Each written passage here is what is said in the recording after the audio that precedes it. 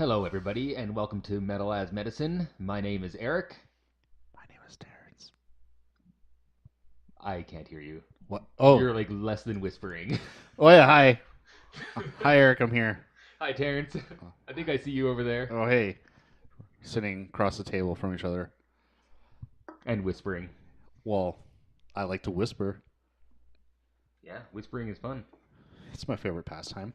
Welcome to the podcast where we talk about metal and hard rock and Alter Bridge and beer. Alter Bridge. Yeah, well, because you mentioned them earlier. Yeah, I like them. You haven't heard them. I have heard them, but I'm Okay. not a big fan of them. Maybe as much Why? of a fan as Creed. Why are you not a fan of Alter Bridge? What's your Mm, exposure to My them? exposure to them would be probably back when they first started, because it was the Okay. guitarist that left Creed and started Alter Bridge. Is that correct? Mark Tremonti, correct? So it would probably be whatever the first album was, listening to that, and then that would be it. Dude.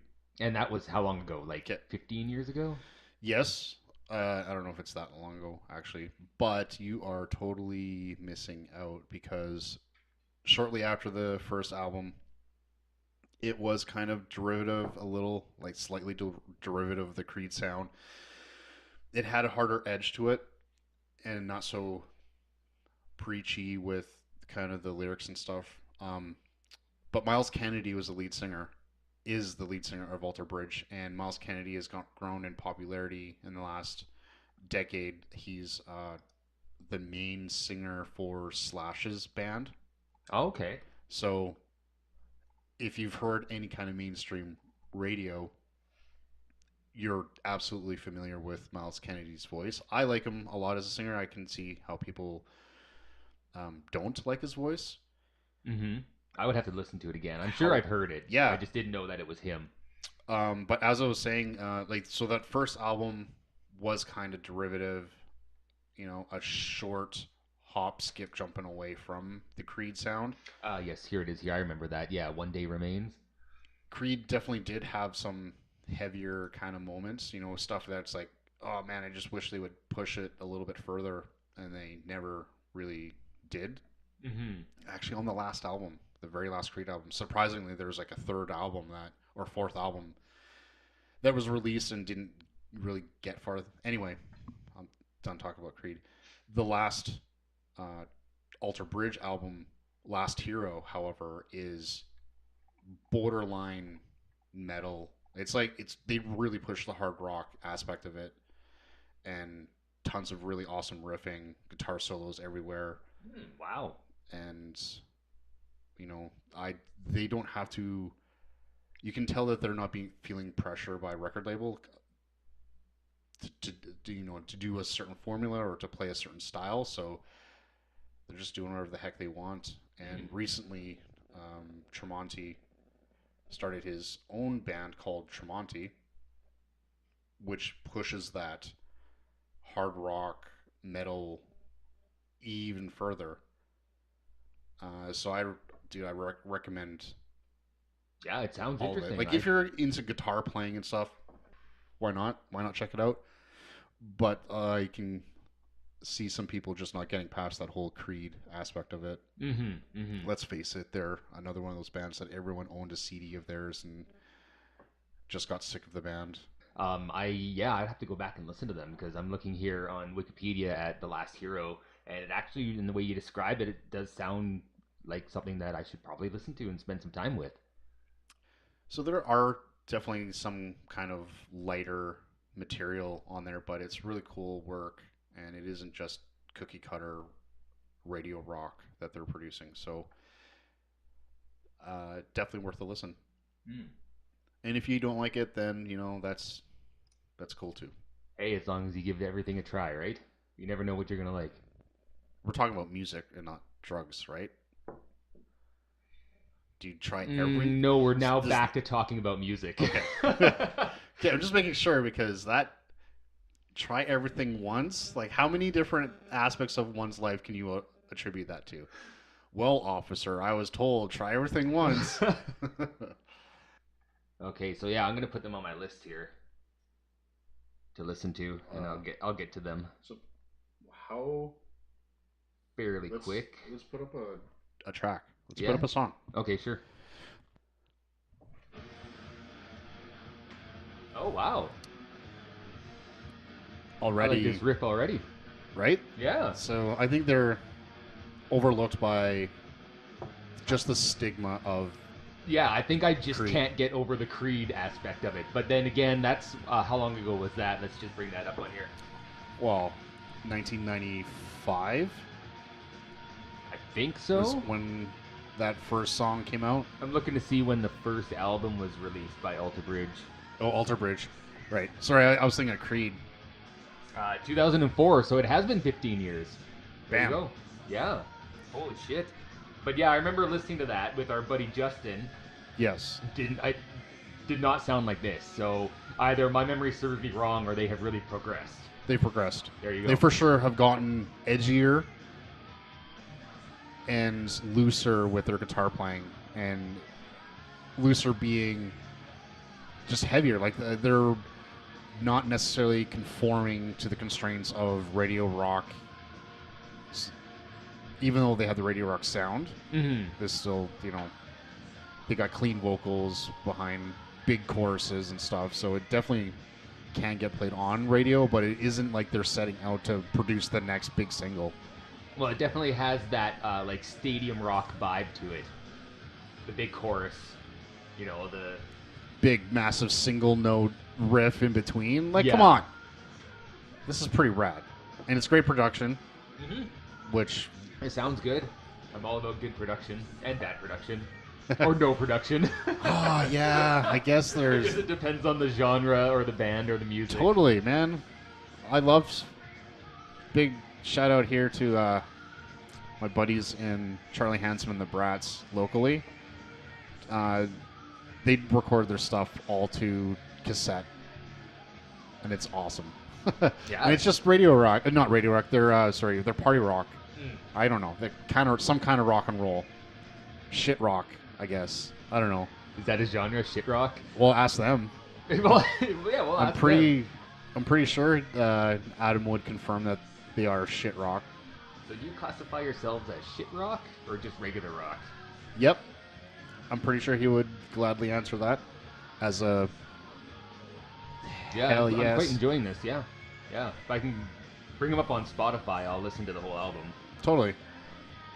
Miles Kennedy's voice just isn't for everybody, but I like it. Mm-hmm. I think he's got a good voice, and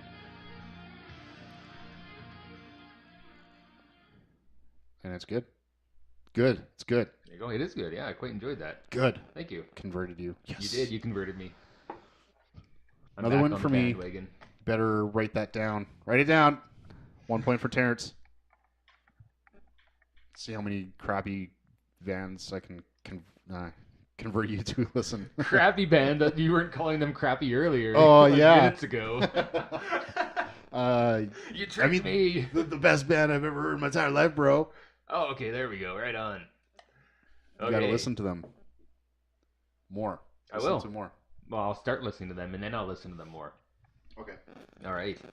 So what's been happening in metal this week? Well, I went to a couple of shows at Moon's Post. Oh, yeah. There was one on Thursday. That was the 14th of March.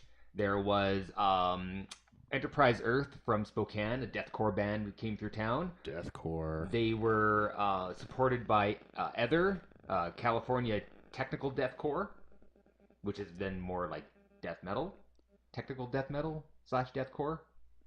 And then they were also supported by a band from Victoria called the Vultures and a local band called Ugly who played their first live show. Whoa. Yeah. Cool. Yeah. So what are Vultures? What are Vultures? Yeah. In terms of music style. Oh, they are like a hardcore. Death? No, they're hardcore metal kind of. Like Ugly was definitely more hardcore punk style, and then the Vultures were a little bit more metal. That's cool. Yeah, and I quite enjoyed it. I'm not a big fan of hardcore, not a fan of metalcore. Kind of a fan of deathcore now because I've been listening to that genre a lot lately, and it's really starting to get to me Why? in a good way. Why? Why what? Why are you getting into it? Why? Deathcore. Why not? What do you like about deathcore? I like that I actually kind of like the vocal styles that I'm hearing in the Okay, bands that I've listened to, like Enterprise Earth and Ether, and right. a couple of other ones that I came across, in like the recommended songs. I can't remember what they are now, but I like the vocal style. I like the fact that it is a mix of kind of like a hardcore punk or rock mixed into metal.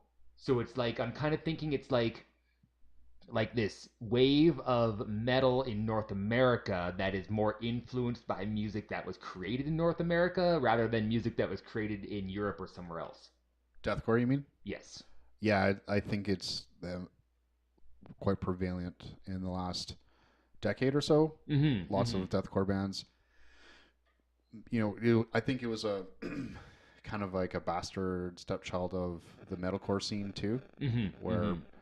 big chuggy breakdowns kind of rules the majority of the song, but they can traverse clean singing mixed in with super angry growls and stuff. Um, I just kind of think it depends on the band. Mm-hmm. The Mm-hmm. because was it last week that we asked the guys why is deathcore the new metal? Yeah, that's right. Yes. And I just think the scene itself, scene or the subgenre, is just kind of run its course maybe a little bit, and people are kind of going other directions. Well, when I'm listening through, like I was listening through Ether's discography, Yeah. and I noticed that their style, them and Enterprise Earth both were quite similar, where their style was more of like the core sound Okay. that you're used to hearing in like metalcore or deathcore when you hear those genre terms. Okay. And then as their release, as I was going deeper into their discography up to the newest releases that are either out or coming out, I noticed that there's a lot more metal influences. So maybe that's the fact that that music is more global, where it's easier to find music that's not from this area and then get influenced by it, or if it's the fact that the genre has grown stale because compared to rock and metal, deathcore and metalcore, which is in between everything, really only has this much room to move Yeah. before it goes into a different genre. And if it extends from hard rock and core, I'm guessing the only place it has to go after that is metal. It's kind of going in that direction. I would say that there's a couple bands that I labeled as deathcore in previous releases that have gone almost more traditional style, like metal in their most current releases. Whitechapel being one of them. Definitely more straight up black metal, straight up death metal on the most recent tracks that have been coming out. Like from the Valley, right? Like the new album, The The new Valley. album, Yeah. exactly, and Black Tongue. Mm-hmm. They were seemed to me like the quintessential deathcore. They're from Britain, so they had other different influences, but really slow, doomy, one note. When you think you can't drag out four notes, these guys managed to drag it out. I thought they did that subgenre quite well, the deathcore stuff.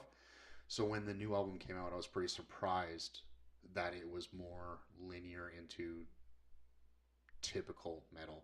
Mm-hmm. Mm-hmm. It was welcomed. I think they do it well. I mean, a good band is a good band, and it's just a stylistic choice on their end, I suppose, because maybe the scene has just kind of dried up, and Mm-hmm. they want to try new soundscapes, or I don't know, go in a different direction. Mm-hmm. Absolutely. Um, so I felt that Ether put on a hell of a good show. I couldn't believe how good it was. They were really fucking into it, and the fans were into it too. They were even crowd surfing in Moonins. Whoa, Yeah, it was sold out. nice. Yeah, it was a really intense show. Enterprise Earth. Okay, so I have to say, with a band like Enterprise Earth, it's one of those ones. I always feel like there's two different types of bands when I listen to music. It's like there's bands that I listen to their studio albums, and right away either right away or it grows on me, but it clicks and goes, wow, this they're what they do in the studio is unreal. I'm sure that when they play live, it's going to be just as good. Then there's other bands that I listen to their studio albums and I think, it's not my kind of thing. But if they come to town, I'm gonna check them out and see how it goes. And I would say that Enterprise Earth was definitely one of those bands where I was listening to their albums going, it's good, it's all right. I'm enjoying it, but it's not my favorite thing ever. And then when I saw them live, it was just like a switch. It was like, holy fuck, I understand why they've got as many fans as they do. Awesome. Yeah, it was Well, really good. totally. And I do have that same kind of feeling towards certain bands where the expectation, or when you just listen to the album and it's difficult to kind of capture that live sound, and it could be just due to budgetary constraints or lack of feeling, because sometimes the musicians themselves have a hard time putting in this same kind of energy recording as they do when they perform live. So it could be any multiple issues. Mm-hmm. But even just speaking locally, there's some local bands that I may not have listened to on my own had I discovered them organically, but because I'm friends with them, I may like them a lot more, or they may have a better live performance than on a recorded one. So, like, nothing sucks more than having a band that has a really awesome sounding album and recordings, and then you see them live, and it's like, what? How is this even the same band? Yeah. Oh yeah. Yeah. I'd rather be one over the other way. Mm-hmm. The album's kind of a 6 out of 10. Go see them live, and you're like, okay, well, that they just rocked an 8 out of 10 type performance, so now I'm gonna be a fan. I find myself enjoying going to shows, expecting it to be different than the album, rather than going to a show, loving the album, and expecting an awesome show and being disappointed. Yeah. Right, totally. The other show that was in town was on Saturday the 16th, and that one was a couple of local bands and a couple of Vancouver bands. Okay. There was Eden Echo played. They're a progressive power metal band, which is like, I'm trying to find a description of them, and I think the closest I could get would be like early Ensiferum and early Winter Sun, but I still, because it's not like that, kind of. So it's not like Camelot power metal. No, not like, there's no keyboards, there's nothing like that. It's not, definitely not that, epic. Hammerfall. No, not that either. No, no. Or what's that other one? Manowar. Manowar, no, not that either, because those are two power metal, right? Yeah. So, but this is a little bit more like the riffs and the style is more like, I would kind of say melodic death, but the vocals are power. Gotcha. Okay. Kind of. I think they've only played like half a dozen shows. Someone can correct me if I'm wrong. They only started playing last fall, I believe, and they are playing in the Battle of the Bands. That's happening this weekend at Moon's Post. But I really liked it. They played 3 songs and did really well.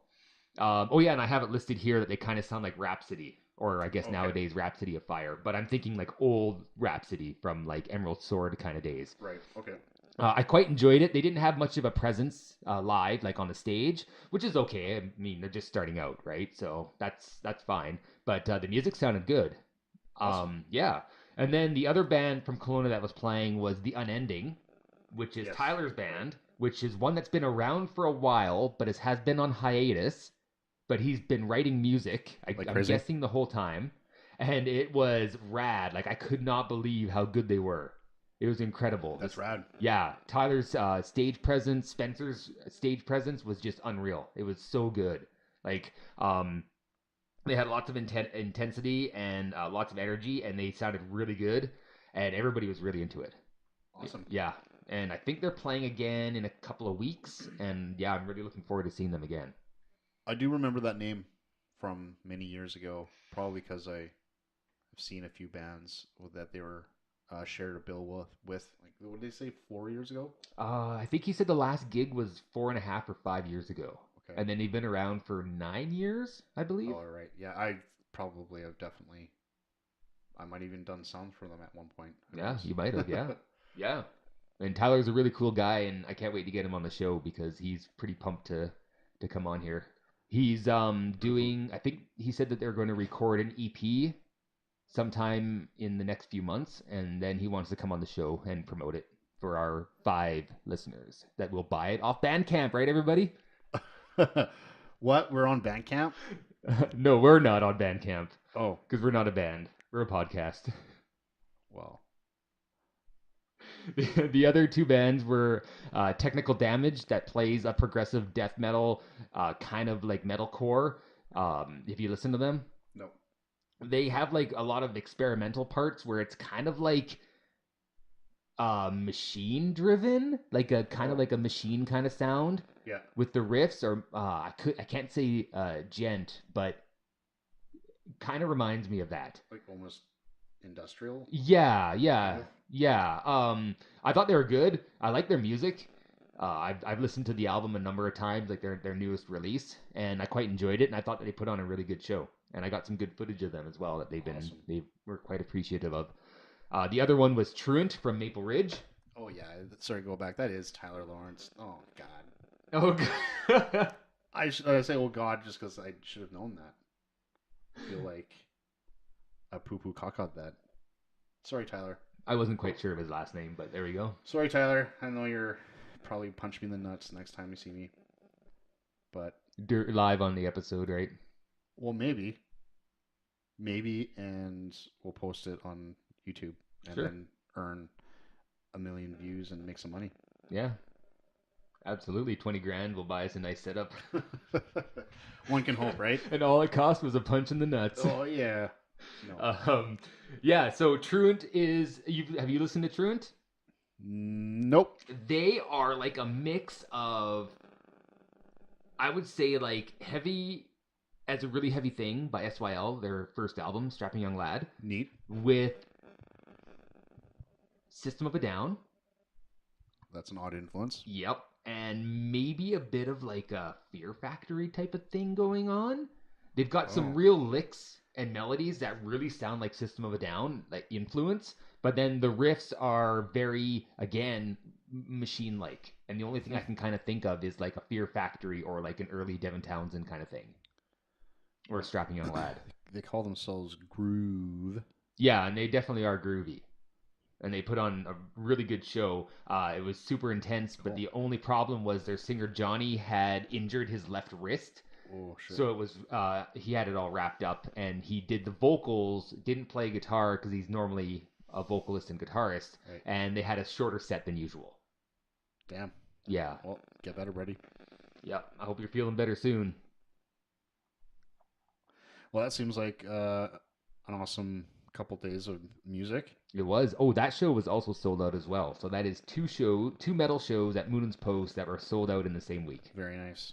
Mm-hmm. It's good to see that there's a good, strong little following happening. People Absolutely. showing up to these shows. It's putting on shows and whatnot can be pretty unnerving. So good on you, Kelowna, for supporting the local metal scene. Yeah, come on out and keep on supporting it. Woo woo. All right. Have you been listening to anything new lately there, Terrence? Well, yeah, I've been checking out this band called Spirit Box Ooh. pretty heavily. They have been trickling out new songs for a new album coming out. Uh, I don't know why I kind of missed this band before. It's kind of weird actually. So it just popped in my suggested videos on YouTube, and it was a vocal live performance in the studio from the singer Courtney, and that was already posted like well over a year ago. So I'm really behind the ball on this, but I think I had seen a video of theirs before, and I just kind of passed it off. But then I saw this vocal performance thing, and just see the kind of energy that she puts into her vocal style, and I was really impressed with how aggressive her vocals can be. Mm-hmm.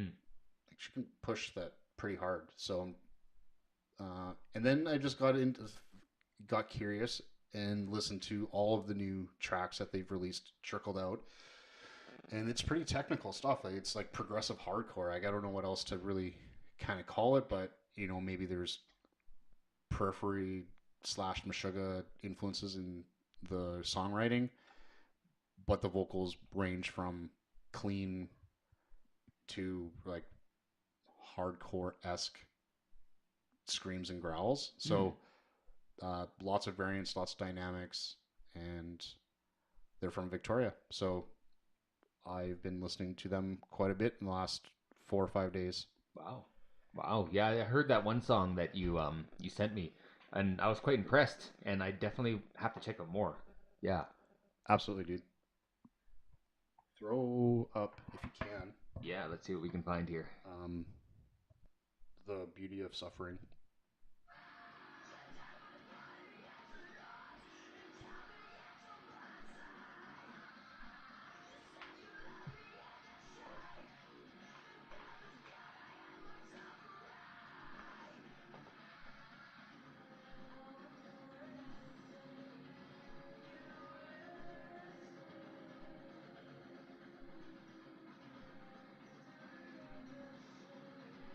I do like that mix of intense music and riffs with the clean female vocals.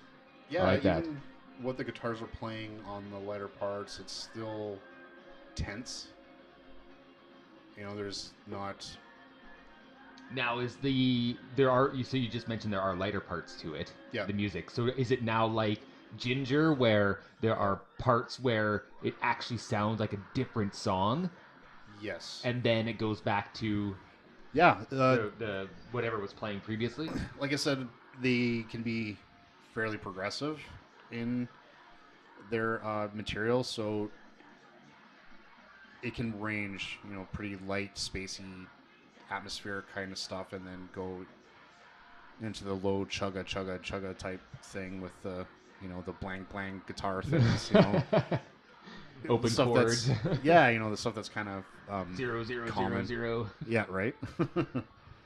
And lots of cool little licks and stuff. So for whatever reason, it just really jived with me recently, It and sounds good. Like I like that this riff right now. It sounds really nice. yeah, I dig it, man. So big ups to them, and maybe we'll see them on a podcast or have them bring them up to play a show or something like that. That'd be awesome. I'd love to have them on the podcast.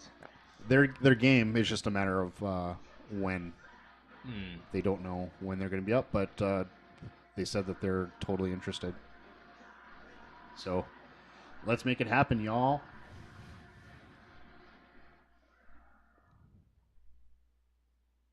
Okay, so I'm going to mention a couple of bands here. Yeah. They are not from Canada Why? because they're not. Okay, cool.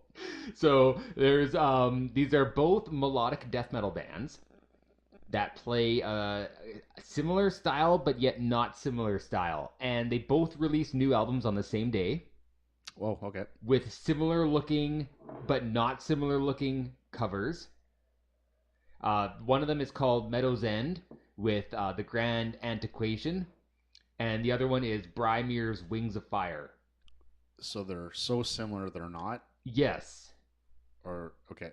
Does that make sense at all? Because I've Sure. been listening to these two albums, like almost one after another. Yeah. I'd say maybe half a dozen times in the last couple of weeks because they came out on the 8th, like more in the beginning of this month.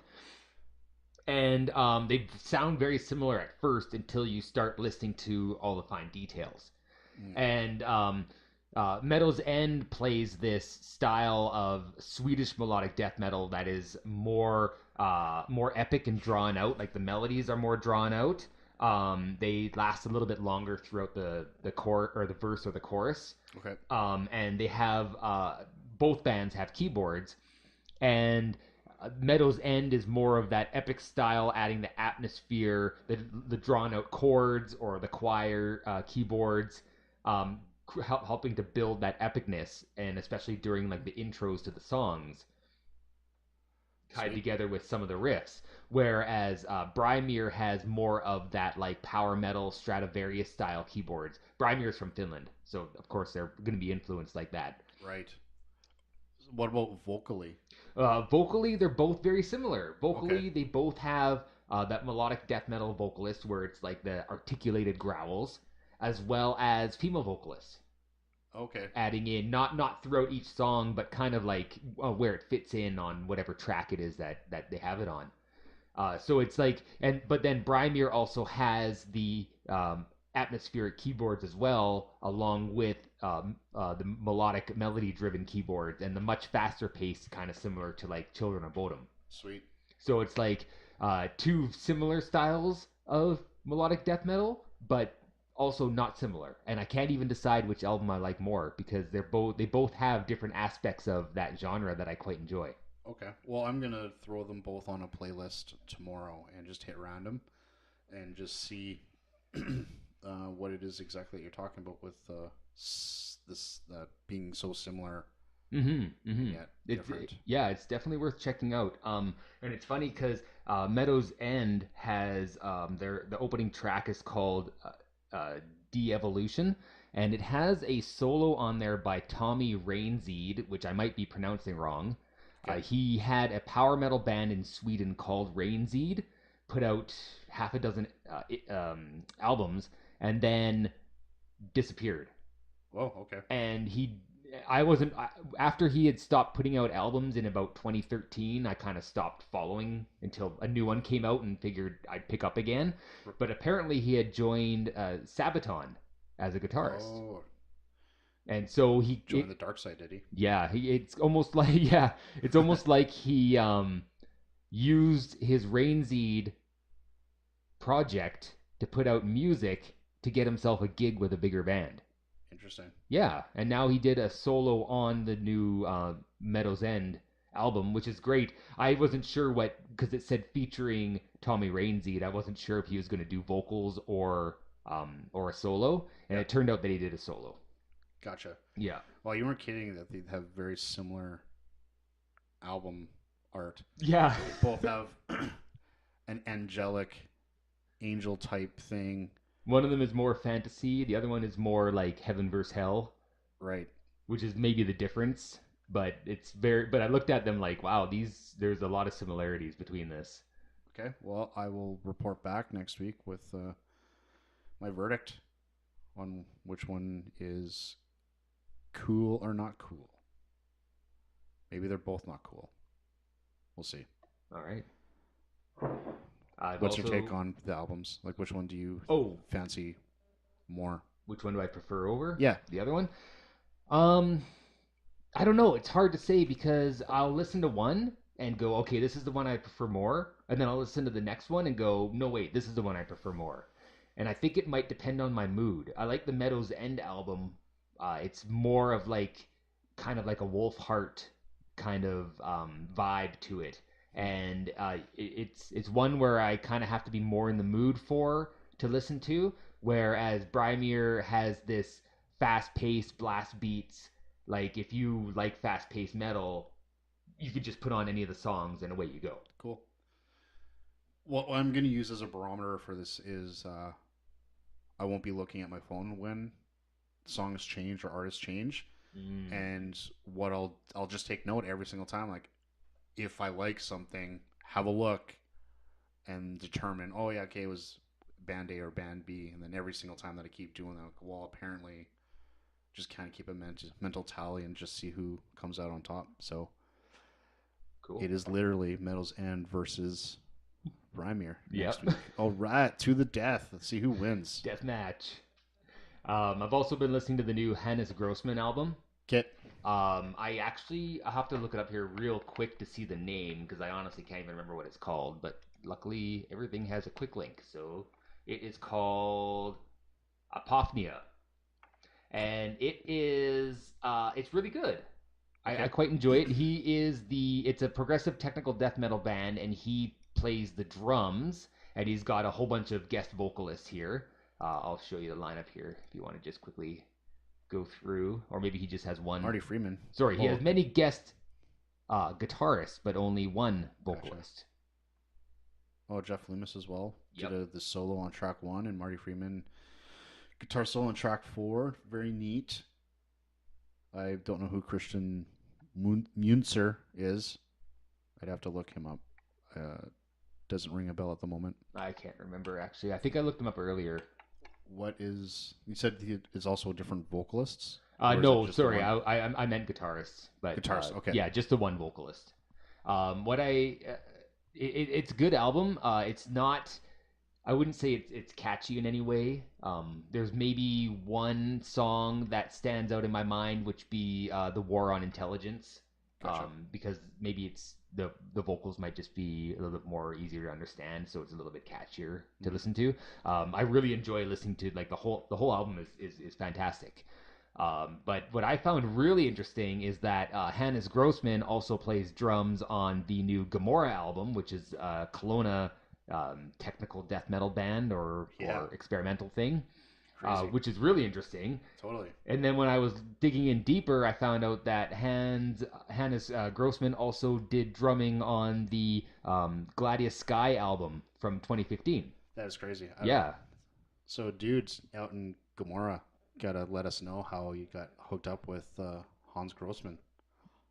Well, maybe we should reach out to them and get them on the show. Totally. Well, we're shouting them out right now, calling them out. We want to know, so you better tell us. Call us in live on the air. We're waiting, Gomorrah.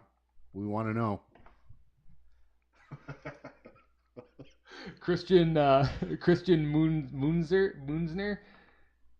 Let's see if he's in anything that we recognize here. I don't Nope. recognize any of those. Oh, Eden. What is that one? Eternity. No, I've never heard of that one. No. No, I don't know any of those bands. I'm not cool enough. No. Oh, Obscura. Okay, he did some Obscura guitaring. Okay. I'm not familiar with Obscura. Yeah, they're another I technical death metal band from remember the Europe. name, yes, but just music wise, I'm not really up to date on their stuff. So I think a few people in the past have mentioned that band. Anyway, that's neat. And And what's then next, bro? I gotta do a shout out to my buddy from Finland, to Lasse. Terve Nice. Lasse. He gifted me for my birthday the new Svavelvinter album, Whoa, Morkrits Tid, that is which it is now the artist Christian Alvestam. He was the singer for Scar Symmetry and Solution 45 before starting this new project, which is I believe he does everything on it. Let's that's see kind of cool. here. Yeah, right. I think it says down here somewhere, right around here. Vocals, guitar, bass, programming. Yeah, so he does the whole thing, which Very is cool. really cool. And you listen to it, and it's a melodic Swedish melodic death metal. So it's your typical death metal from Sweden, but I feel like he's been in. I mean, the guy's been in like a dozen different projects, Yeah, and eventually I think he's finally found kind of his own niche in the metal world, creating his own little style and what he has going on there, and it sounds really good. And I really hope he keeps up with his project. awesome. Well, I Yeah, will check that out as well, maybe in the next 3 weeks. sounds good. Yeah, we can do a follow up on that. Yeah, 3 weeks from now. Set a calendar. I will set that in the You're calendar. gonna have to remind me. Sure. Okay. Okay, I'll totally check it out though. Have you heard the new Blackguard single? Blackguard, the front woman Morgan Lander perform a guest vocal spot. Heck no, I haven't. Not because I don't like Kitty or anything. Just I don't know. I just haven't heard it. Is it good? Yeah. Blackguard is like a folk melodic death metal band from Quebec, Quebec. and I feel like I wasn't a big fan of their second album. I liked their first album, but I feel like it was quite generic. Which is not always a bad thing. I mean, if you're into that style, then you just want more of it. True. But this, I actually quite enjoyed this single.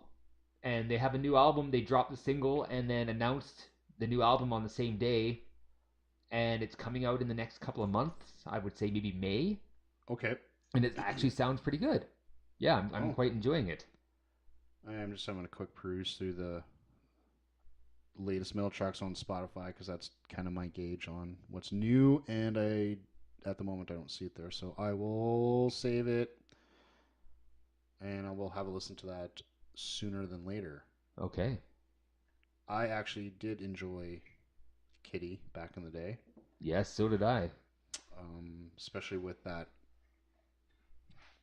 Into the End album, Their third third album, album, yes, where it yes. went way more hardcore, straight up metal than their previous two releases, which were some kind of new metal hybrid. Mm-hmm. Mm-hmm. They were what they were. Definitely signs of the time. Like if you were to listen to that first album, you're like, oh man, it is so so 1990 something, Oh yeah, 1990 it X was like a Korn ripoff. I mean, I enjoyed it, but it was definitely a Korn ripoff. for sure. And their second album was a little bit more metal, but I still felt was, like you said, just part of what was going on at the time. Yeah, so that when that third album came out, I was happy that it was so heavy. In frame of reference, of course, to their previous two albums, not to other albums that came out that year, but Yeah, of course, of within the course. Kitty sphere, it was pretty dang heavy. It And was, not and bad. then they kind of moved on to, because I don't even think they had like any real like death metal riffing on it. Maybe on like Into the End, but I felt like their later albums after that, which I haven't invested a lot of time into, but I have heard. Until the End. Oh, sorry, So Until the actually, End. Oracle was their second album. Yes, I seem to remember that album now that I look at the cover the being that pretty heavy. bottle. Yeah, and I think if I remember correctly, they covered Pink Floyd on it. Yeah, Run Like Hell. And I do remember, I just by looking at the names, I remember Wolves in Winter was one that I quite enjoyed. I'll have to go back and listen to them. Yeah, Yeah, definitely. memory has served me incorrect. I thought there was an album in between those two that No, I think they put out an EP. that may have been it then.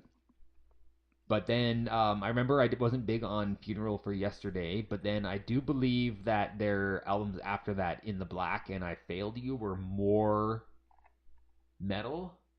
Yeah, I think so. But I I haven't. stopped listening. I think I just moved on to other things during that period in my life. Yes, same with me. But it might be worth going back and taking another listen to them. Sure, bro. Absolutely. Here's another new track for you. Have you listened to the new Amon Amarth? No, is it You, rad, bro? yeah, do you want to hear it? Heck yeah, dude. All right, we'll put it on. What's not to love about Viking metal? Yeah, exactly. Even if they don't really call themselves Viking metal, What do they call themselves? just death metal that sing about Vikings. Although they're actually melodic death metal, Okay. but they just sing about Vikings. And I was doing some research for an episode that we could do on them, Nice. and Johan said that you can't classify a band into a genre depending on what their lyrical theme is. You can't? No, That's a load of crap. because he said then if you were to do that, then almost every band in Europe would be a Viking metal band Okay. because at some point they've sung about Vikings. Or Lord of the Rings or something. yeah, yeah, Lord of the Rings metal band. Everybody's Lord of the Rings metal bands. Not another one of those Lord of the Rings metal bands. How many songs about hobbits do we have to listen to? Seriously. Well, I don't know. I would listen to all of them. Okay. I don't know why you would, though. That doesn't sound like a good time to me. Just the research that would go into finding all the songs about hobbits. You may have biting off a little more you can chew. All your research into hobbits, though, could be done by just listening to the music and reading the lyrics.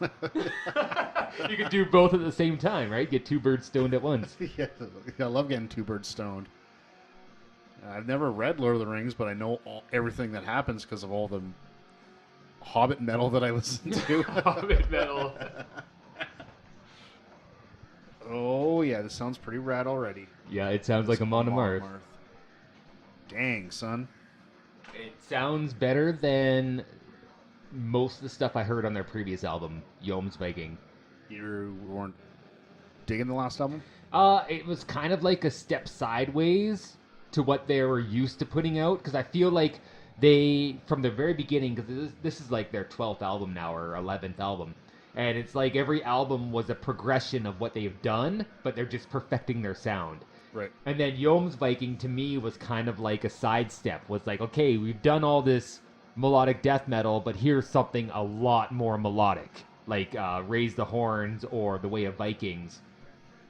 Gotcha. And then this one here, just listening to this track so far, sounds like a much more natural progression of their regular sound into something new. Gotcha. Well, I'm digging it so far, man. So the rest of the album is going to be similar to this. It'll be quite promising. Yeah, and they always seem to put out their singles are usually always songs that showcase what the album's about. So yeah, Right on. they're not used. They don't normally put out different. Not that they've ever recorded songs that are different than what's on the album. Mm. So yeah, it could be good signs. Awesome. Nice chuggy part there. And they're not a band that's ever really been crazy on solos and more about writing good riffs and melodies. So I can totally get behind that, dude. Right on.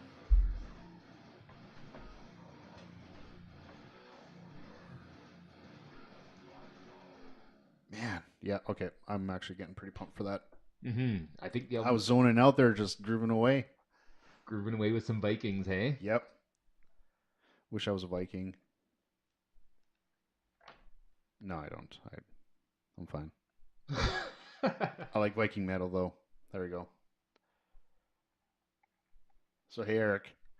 Yes, Terrence. Remember that time I sent you that video on YouTube? Some guy hooked up his computer to, or not, he had his printer somehow play the MIDI track to the Doom episode 1, map 1. Yes, E1M1, my favorite Doom song. I watched that and I loved it. I enjoyed it and I laughed at it and I might have cried a little bit because of how beautiful it was. I love Doom memes. I can't believe that there are so many Doom memes out there. There is. There's a whole subreddit dedicated to Doom memes. Dude just, I don't know, figured it out in some way to, I think he said he reset his drivers of his sound card to go to the printer. Like, I don't know how he was able to do that. There's And then a little thing in the description like how he said that, and it just it it made the astonishing part is it's one of those dot printers, like the really super loud noisy ones. yeah, the dot matrix printers. E. And it produced sounds that were pretty similar to the actual album itself. So really surprising. Mm-hmm. Good chuckle. Liked it a lot, and I'm glad you liked it. Yeah, I did. I quite enjoyed it. I listened to almost the whole thing. Yeah, because it's probably my favorite song from any of the Doom soundtracks. Is that Yeah. E1M1? So iconic. Yeah, it absolutely is. How iconic? So iconic. Everybody recognizes it. Yep. Yeah. Well, I mean, if you any kind of gamer, I guess would. If you've been into first-person shooters, I would imagine there's probably some younger people now who've not heard it, but definitely our age group. Mm-hmm, Oh mm-hmm. man! And the Who Doom didn't? soundtrack is always one that's been accepted by video game fans as well as fans of heavy or extreme music. Right. It's been very universal. Absolutely. Well, there are a few videos how it ripped off other heavy metal artists, which is really funny. It's kind of quirky, but there's, as far as I can tell, there's no actual lawsuits. These artists suing the original composer. I think they were maybe just too dissimilar enough to kind of, or maybe the bands just liked the push. They're like, hey, we're in Doom. Yeah, totally right. Speaking of Doom, man, we could talk about Doom for days. We could. Uh, Welcome to the 24-hour podcast about Doom. well, right? That 2016 reboot, man, that soundtrack written by that dude, Mick Gordon. Holy shnikes, man. Mm-hmm. So you did watch that other YouTube video that I sent to you where he was at a conference or something of some kind of gaming sound design conference where he was talking about how he came up with all the different sounds and all that stuff for the soundtrack, and it's awesome. It's about an hour long. I think it was exactly an hour long. Yeah. Right. Yeah. I watched the whole thing. It was awesome. I loved it. Oh, dude. Mick Gordon is especially he's a genius when it comes to creating the Doom soundtrack. yeah. I mean, somebody sitting at home may not actually think, oh well, it's just a metal album, but I think it fully encompasses the ferocity and pushes the pace of what kind of like the gameplay style, and it fits the game perfectly. And what is genius and part of the soundtrack building is you really need to watch that thing where he breaks down his game plan and he basically came up with four signal chains and had different things running through that to build certain sounds. I think at one point in one of the songs or a few of the songs or a backing amalgamation where he took a clip of a chainsaw, an actual clip of a chainsaw engine running, and somehow used a MIDI controller or side chain gating or some kind of thing. So when he played his guitar, that sound was incorporated into it, which pretty awesome. I think he said that it was the actual original sound of the chainsaw from Doom. Right, that could have been it. Totally. Yeah, and he was told at the beginning of the video, he was told by Bethesda, I think it was Bethesda that said they didn't want any guitars on the soundtrack, Yeah, just synths. yeah. This part I don't really understand or why they would present these kind of constraints, and I'm so glad he struggled with that and pushed back and just said, "No, this actually needs guitar." And it's kind of funny too because he goes in there. He's like, "I grabbed my six string, I was playing it, and it wasn't heavy enough. So I grabbed a seven string, I played it, and it wasn't heavy enough. So then I think he ended up on either on an eight string or a nine I string think he said guitar nine string. just to get that low end kind of sound, like the nice high tension, rather than just tuning your guitar down to whatever heck um, tuning that would be. But the the thought process that he put behind in building that soundtrack and was really awesome. And I welcome anybody to listen to that soundtrack with headphones on because it was mixed to be listened to in a stereo field, which albums are, yes, they are left and right. There's albums aren't really produced in the same way as this soundtrack was. Like there, it seems like there's a lot more wider stereo field. There's more interesting things going on, so it pushes that envelope a little bit more, where there's always something happening, and it triggers your brain and to go, oh, like I've listened to all I don't know how many those songs I don't know how many times, and I'm always hearing something new. Mm-hmm. Something fading in or coming out, and uh, it's such a rad soundtrack, and I am super pumped for the next Doom. Dude, Mm-hmm. I haven't even played the reboot. The 2016 I haven't version. even played Doom 2016, but I've heard that album for hours, and I've watched hours of video, like the making of soundtrack, just because I got invested Mm-hmm. into the whole thing, and To the point where it feels like you played it. it totally does. I know what happens in the game. I know the storyline. I'm super pumped for the sequel that I probably won't play.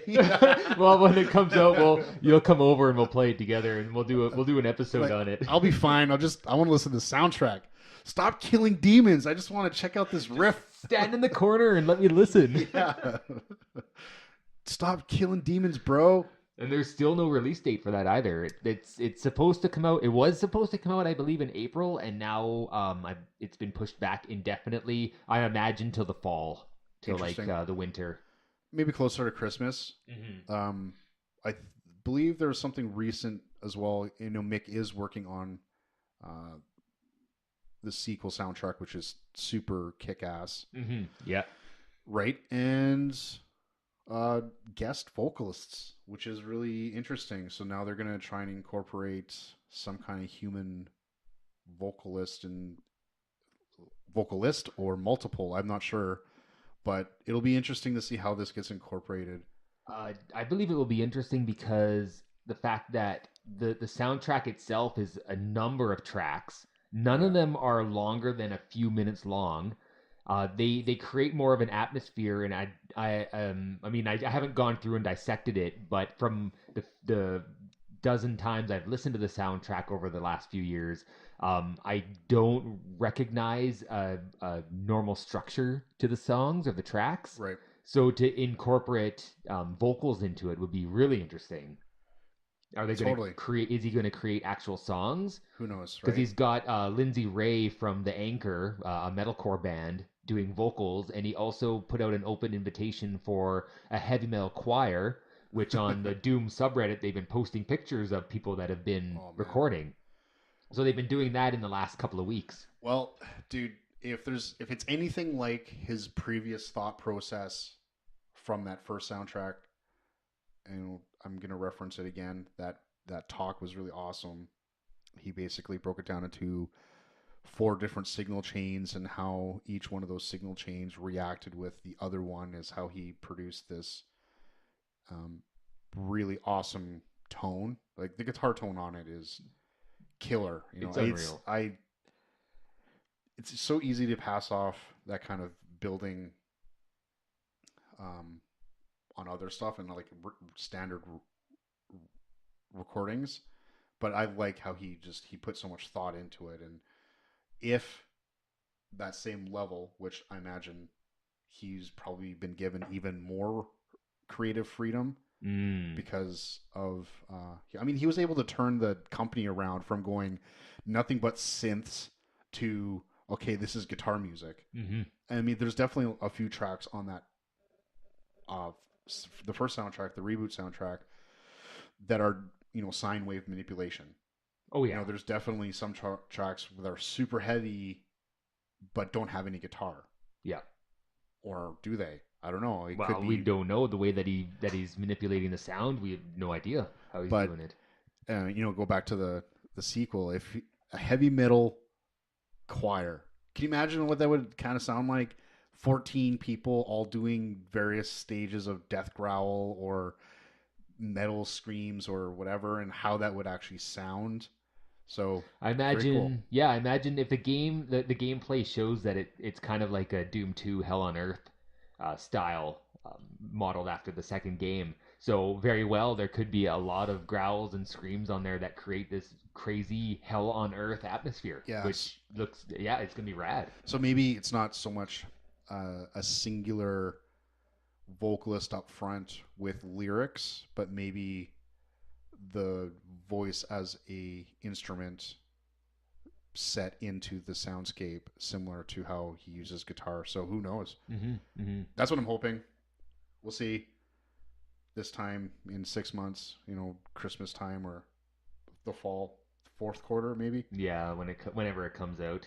When's QuakeCon usually? Coming up, I haven't followed that in years. Yeah, I'm not sure. I would imagine they'll probably have their. If they've waited, they're probably waiting for QuakeCon. They could be waiting for QuakeCon or E3 to show more more footage to release the actual date of when the game is Yeah. coming out. Give us more information. Maybe release a demo. That'd be nice. Oh man, that grappling chain. Yeah, that looks awesome. Oh, I've watched that. How long is it? The 20-minute gameplay The one that came out like back in last year. last June or something. Yeah, man. I'm stoked for a game I'm not going to play. How rad is this? Well, it's got to be better than the Doom Annihilation trailer. Barf. I can't believe this. I don't even know what the heck.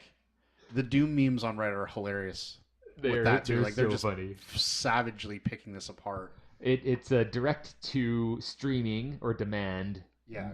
a movie that honestly the trailer looks boring as hell. It looks like a sequel to the original Doom movie that had The Rock in it. Yeah. Is that right? Dwayne And Johnson was in it. Carl Urban.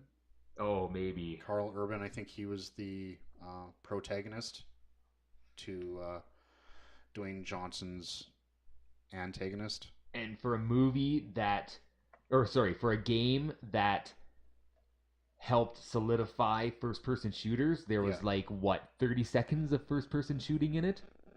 Yeah, and that was the best part of the movie. And it Yeah, was only 25, 30 seconds long. yeah. They should make a movie like Hardcore Harry. Absolutely. I think that's a Doom meme that I saw on the Reddit page where take this, the theme of Doom, and it's like make it into this, like Hardcore Harry. That movie was shot with such a small budget, Mm-hmm. and it was so effective. I think I watched it twice. Pretty sure I watched it more than maybe I didn't make it through the second time, but I had to go back to it Mm-hmm. because there were elements that you missed, and it was really fast paced. Yeah. You know, the, you got a breathing room, and it's a little bit of comedy, then it's a whole bunch of rad killing happening right after. Like, why can't they just copy this? Mm-hmm. Yeah. Don't reinvent. Don't do a crappy straight to video thing. Like, I just don't get it. Yeah, no, I don't either, and it feels like they just take the good old cookie cutter from big blockbuster movies and just Yeah. stamp out a new movie that's literally the same thing as all the other ones. Oh man. All right. So this headline on Google says that Bethesda, the company that owns the video rights to the video game, they have officially disavowed it. Oh, They've come out to say we have absolutely no part in this garbage. Do not complain to us about this garbage. Just wait till you see Doom Eternal. Right? Yeah, yeah. I mean, why can't you could probably take some gameplay for just take all the motion sequences out of and cut it down. Release that as the movie. Yeah, Everyone would be happy. Go to the theater and watch somebody play through Doom Eternal. Yeah, come on. I would. I would watch that. I Sure. mean, I'd watch it on YouTube probably, but not paid. Maybe pay. If it was rad. I mean, Yeah. how would it not be rad? I don't understand who is producing this. A subsidiary of Universal. Come on, what the heck? Just tripe. Yeah. And I think it's probably to hold on to the rights to the movie, because usually with deals like that comes with clauses. If you do not produce material, whether it be screenplay or produce a movie by X date, the rights revert back to the original owners, whoever that may be. They could be creeping up to the end of that. They probably were. Yeah. And that's why they turned out this crap fest, just to retain those rights. Which, look at the what's list the of point, though? look at the list of like the writer and the producers. It's horrible. Like they haven't done anything, and what they have, you look at it and you just roll your eyes. I think there was like the Scorpion King, and some other garbage. Well, yeah, which is just The Rock was in that one, Scorpion King, right? That's the Mummy 3 or well, Mummy 4 or 5. Yeah, How many or of the mummies? 6 or 7 or 8. There's quite a few mummies. That's a lot of mummies. That is. I can't get over it. No. So no, no, it is coming out to streaming, so I probably will watch it if it's on Netflix. I mean, I won't be going to the theater to watch it, but right. Nobody will be because it's straight to video. to video. Yeah, exactly. There's already people complaining too that there's controversy surrounding the identity politics coming into it by having a female lead as the so-called Doom guy, which I don't care who's the leading star, whether or not that person's male or female at all. I just want a good movie in general, like Metroid. Mm-hmm. Like, who cares? Yeah. Cares what anyway? It doesn't matter what gender they are. Who cares, man? I think some of the backlash because of the female lead, I believe the lead actress has retaliated against some of those naysayers on Twitter, calling them out. Mm-hmm. But now it's creating this whole crazy crap storm that she's being touted as this isn't made for guys. It's not made for guys. Yeah, it's crazy. It's so dumb, and I don't even really want to get into. No, haters are going to hate the whole politic end of it. I just want to rant about a crappy game We'll just rather than. we'll just rant about this shitty movie then. Yeah, man. Then all the haters out there, fuck them. Well, There's way we too many. We could bitch all day about haters, right. and then we just turn into haters ourselves. Okay, so we are going to have to watch this now. Yeah, we do. We've crap talked it so for the last 10 minutes. All right, so when it comes out, we're gonna watch it, and we will provide a maybe we'll have like a live walkthrough. Yeah, it says fall of 2019, so it might come out. It might come out. It might come out the same time that Doom Eternal comes out. And if it does, we could do an episode where we review Doom Annihilation and Doom Eternal. Right. This is so funny. Where we just eternally praise Doom we don't and we even annihilate the movie. Oh, we don't even know when it's going to come out, but what the heck? Why? I don't know. They can't even afford a release date. Is how small of a budget. They only had enough money to make a trailer, so don't worry, people. Your precious game's not getting ruined. They had to put out the trailer, get all the views to generate revenue, to create a release date and finish the movie. Oh man. No, you know who they should get to direct a Doom movie? Not. I know the hardcore Henry thing is actually the most ideal scenario. Mm-hmm. But I think someone else in mind would be friggin' awesome. The guy who did Kung Fury. Yes. Oh. If that guy was given enough money, if I had $10 million, I just call him up and be like, hey, bro, I need you to direct this movie about killing demons and stuff. He would do it for sure. He would probably. I mean, he already did a movie about killing Nazis and stuff, so just replacing Nazis with demons and right? The Kung Fu with the Doomslayer. Oh man, it would be way less horror, but it would be pretty. It would have the right kind of style to give it that '90s feel. Yeah, I think it would be just a fun thing. I don't know. Yeah. Whenever I win the lottery, I'm gonna go buy a lotto ticket, see if I can get a 50 million lotto max, and let's make it happen. And the first thing you're gonna do is produce Doom Fury. Yeah. Oh man. Doom Fury. I'm gonna do it. There you go. You heard it here first. Yeah, I'm gonna put it out to the universe and see if I can manifest myself a winning lottery ticket. Make it happen. I posted yesterday on the Band Dad Collective Facebook group. It's like a nice little Facebook group that Mr. Quinn McGraw and a few other people put together, and I posed the question because it came up last week in our last podcast regarding, is it acceptable for you to wear your own merch? Mm-hmm. Yes, I remember that. And I proposed this question to other people, and what kind of I actually also Googled it or put it into YouTube and just to see what comes up, and it is such a divisive question. Like it may cause people to not be friends anymore. Really? I don't know. I'm just joking. I'm just joking. I'm embellishing, but it seems like it is all over the place. Some people are just either so absolutely against it, while others feel that it's totally okay. And there's definitely lots of gray area in between. If it was a spectrum, mm-hmm. hard no to sure wear it all the time. So it seems like I just can't get a straight answer. But yeah, so everybody has their own opinion on it. Oh man, and yeah, so the video that I watched on YouTube is probably one of the first ones that came up. The name of the channel is eluding me, but I kind of side with this gentleman's view on it, and I was being really jokey with the band last week, but when I put more serious thought into it as to, because I'm on the spectrum on the side where I think it's okay. Mm-hmm. Mm-hmm. I think it's totally okay. I wear Jack Black shirts. I wear White Knights Finish Last shirts. Two groups that I've been part of. Mm-hmm. And it isn't just shameless self-promotion. It's also, hey, I'm part of this thing that I'm super proud of, and it's kind of I think it depends on your intent behind the purpose and why you're wearing it.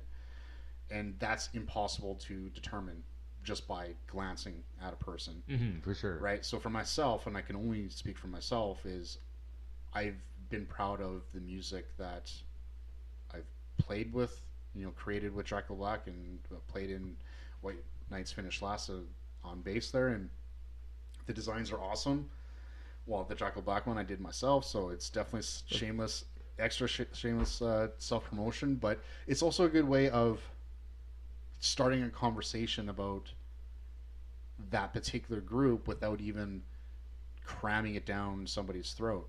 So Hmm. I come from like, I'm proud, I wear it. It's kind of like a tattoo. It's there and present. Yeah, I'm in And agreement with that for sure. but I can totally see if it's a dude using it kind of almost nefariously or too extreme. But And you can generally pick that up off the person that's wearing the shirt as well when you talk with them or see them perform on stage. yeah, you would hope so. I would really like to think that someone isn't judging me purely if they found out that I was wearing my own band shirt. Like, oh god, that guy's a friggin' pretentious jerk. Yeah, Which would be funny because you've judged me based on the fact that I was wearing a shirt before asking me or getting to know me, which is kind of you're like on the stage, like, look at me. well, I'm that's wearing different. a Dracula Black shirt because I want everybody to go buy it so I can make money. Right. So the video is good. I wish we'll link it in on the blog later. I'll make sure that I get that to you. But yeah, it's so that guy brought up a really good point for other people like that. It's if you're on a really large bill and you are wearing it, it is selfish shame, shameless self promotion. But when you're up and coming, someone in the audience go, hey, that shirt looked really cool. When they go to the merch stand, they know to look for that particular design. Yeah, yeah. Right. So there's potentially that positive thing into it. When I turned it over to the Facebook group, What kind of responses did you get? yeah, there's a few good ones in here for sure. And I like Ryan Lorkey from Shreddy Krueger. He's the drummer from Shreddy Oh, Krueger. Is the only acceptable when you're on tour and you have no more clean clothes left. I can understand that. Sure, that makes Which a is lot of awesome. sense. You got an endless supply of shirts in your box there. Totally right. You're going town to town and you just have zero time. Like, who has 3 hours to waste going to a coin op to do some laundry when you're on tour? So I totally understand that.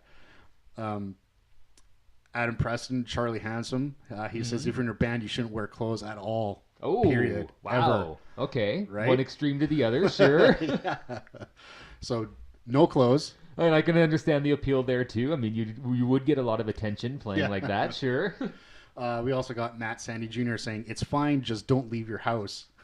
So go on tour, but don't leave your house. No, just wear your own shirt, your own clothing. Oh, sorry. Just Yes. in the comfort of your own home. Okay. Yeah. Sure.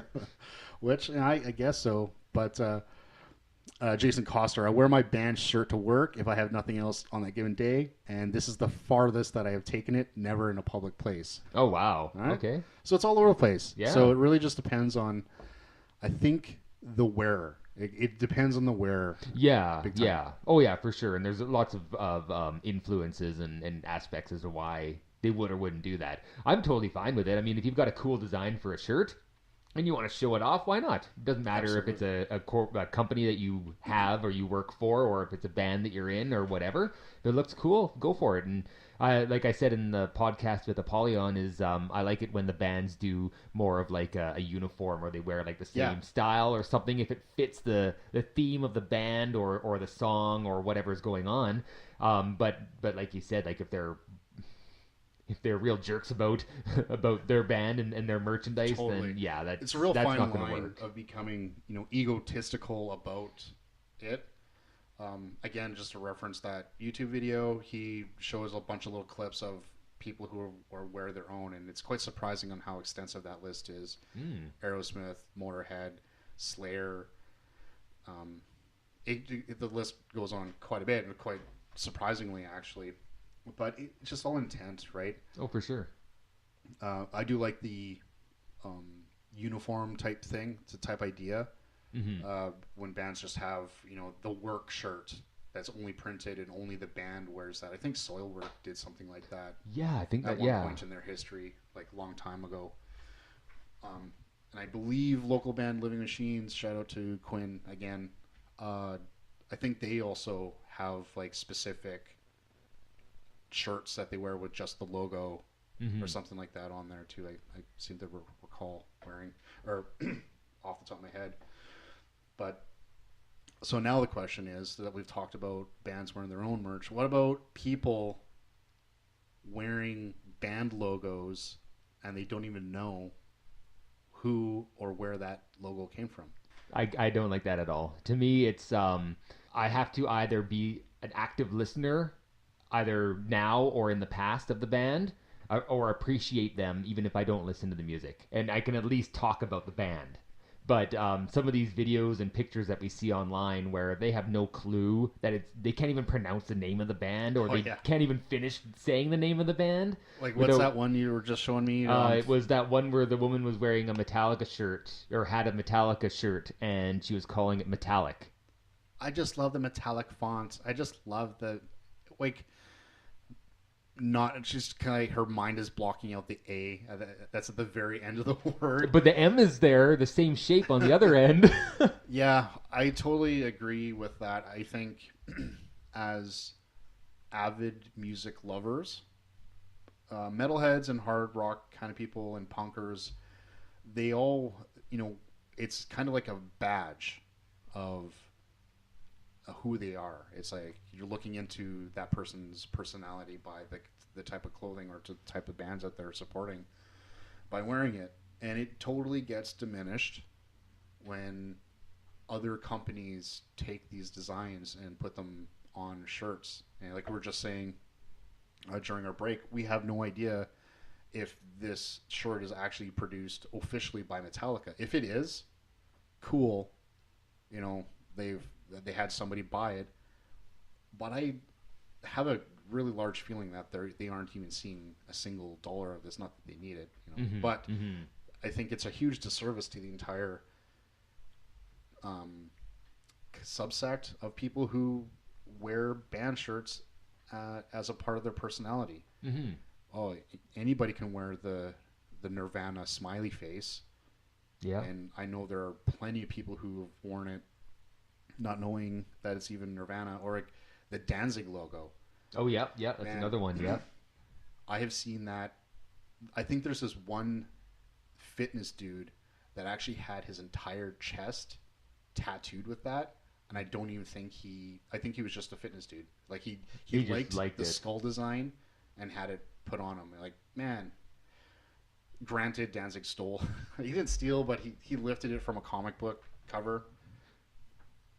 But it's iconic. Same thing with the Misfits. Mm-hmm. Tangentially related to Danzig, of course. But the Misfits logo is absolutely everywhere. Yeah, that's another one that seems to be in a lot of places that it shouldn't be, or that you wouldn't normally see it in. Like, yeah, I want to know who these people are that are stealing these logos, and And are they just cheap knockoffs, or did they actually get the rights to do that? that's what my question is too, right? I hope that they are officially licensed because a band's got to make money. I totally understand that. However, if it's just being blatantly ripped off and produced and thrown into stores and people are buying them without even understanding that there's an entire history behind that particular shirt or logo, Hmm. man, that definitely chafes me the wrong way. Yeah, man, it wrestles my jimmies for sure. Well, yeah, who cares, right? Yeah, I'm gonna punch all in the face. that's very punk of you. All of the 16-year-old kids running around with different go to jail so fast. I'll just hang out by. I hope you like jail. No, I won't actually do that. Come on. But it does get you kind of fired up, Hmm. thinking that there could be somebody out there. Oh, so actually, here's a slight analogy. It's tangentially related to this. It wasn't a particular band. It was actually comic book characters, Okay. right? So it was a Marvel comic books characters. There's the Inhumans. There's the leader of the Inhumans is King Black Bolt and his wife Medusa, and there's this one particular image that is used. Like if you're to Google Inhumans or Black Bolt or Medusa, this image will probably show up. Mm-hmm. And I was out working a show, and one of the bartenders had that shirt on with those two characters. And the thing is, they're odd characters. They're like D-list characters. Yeah, oh yeah, yeah. I mean, you have to get past all of the mainstream characters before you even come tangentially close to understanding who these characters are. The Inhumans. So similar to seeing somebody wearing that band shirt, you're like, oh crap, I love that band. It's like, man, I just finished reading this story arc with Black Bolt. I just finished reading Realm of Kings. Holy crap, it was so awesome. And the guy just totally blankly stared at me like I was speaking a different language. And he's like, what the fuck is that? Right? Like, you're wearing the shirt, buddy. Then I had to explain it to him. Oh, well, these are Marvel characters. And really just showed my nerd card. Yeah, these Marvel characters are... And that dude's like, you're a fucking nerd. Just go back the last 5 years of comic book reading and check them out because it's really cool. And it just... That bugged me too because now they're... Obviously, the comic book thing is so massive... Yeah. In popular culture, it is now also seeping into that where people are wearing characters that they have no idea who they are. Becoming the same thing as what happened to like Metallica and Slayer and the big metal bands, right? Exactly. Yeah. Which is a shame because, of course, when you, like you said, when you see somebody that wears a shirt from a band or something pop culture that you're really into and you've just read or listened to or seen, you want to go up and talk to them because you don't see it. Oh, you see it more often nowadays, but still, it's still uncommon, right? Totally. It's like, hey man, I'm so glad you're wearing that band because I really like their 4th album, and the guy's just like, what? Just totally eyes are completely spaced. I just picked it out of laundry. Oh man, yeah, bugs me. Mm-hmm. So yeah, I'll wear my own band, but I won't wear a band that I don't know. Yeah. Okay. There you go. Case closed. There we go. Case Sealed closed. Same with me. Absolutely. What do we have coming up for shows? All right. So we've got for this weekend, it is the 3rd round of Walkin' Battle of the Bands. It's at Moon's Post on March 23rd, which is Saturday night. Northern Steel is playing. They are a band out of Prince George. They're coming down to take part in this battle. Heck of a drive. But yeah, awesome. It is. I've not heard them, but I'm looking forward to seeing them. There's also Eden Echo, who played last weekend. They'll be playing again, as well as Arc and Fire, the power metal band, with Randy. Shout out to Randy. Randy. And then Polyon, who was on here last week. They'll be playing as well.